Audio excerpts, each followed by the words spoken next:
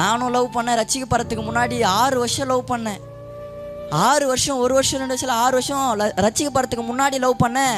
நான் ரட்சிக்கப்படுறதுக்கு ஒரு சூழ்நிலையில் நான் ரொம்ப திருடுவேன், ரொம்ப கஞ்சா அடிப்பேன், ரொம்ப குடிப்பேன், ஊரில் யாரையுமே மதிக்க மாட்டேன். அதுதான் என்னுடைய வாழ்க்கை. ஊரில் லேடிஸை பார்த்தா ஒரு மாதிரி கேட்பேன். எங்கள் அப்பாவெல்லாம் கண்ணு மேலே அடிச்சு கண்ணு வீங்கி போயிட்டு வெளியே பையன் அடிச்சிட்டேன் அப்படின்னு சொன்னால் வெளியே போனால் அசிங்கமாக இருக்குமேன்னு சொல்லி வீட்லேயே இருந்தார். எங்கள் அம்மா இன்றைக்கும் நொண்டி நொண்டி தான் நடப்பாங்க.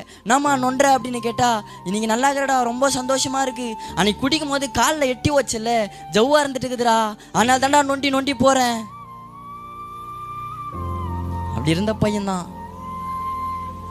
நானும் லவ் பண்ணேன் 6 வருஷம். அதுக்கப்புறமா யாருமே வேணான்னு ஒரு பிரச்சனை வரும்போது கஞ்சா வித்த பையங்க இன்னைக்கு ஆண்டவரை பற்றி கத்தி கத்தி பேசுகிறேன். அவருடைய அன்பை ருசி பார்க்காம கத்த முடியுமா? கூச்சம் இல்லாமல் பேச காரணம் என்ன தெரியுமா? அவருடைய அன்பை அதிக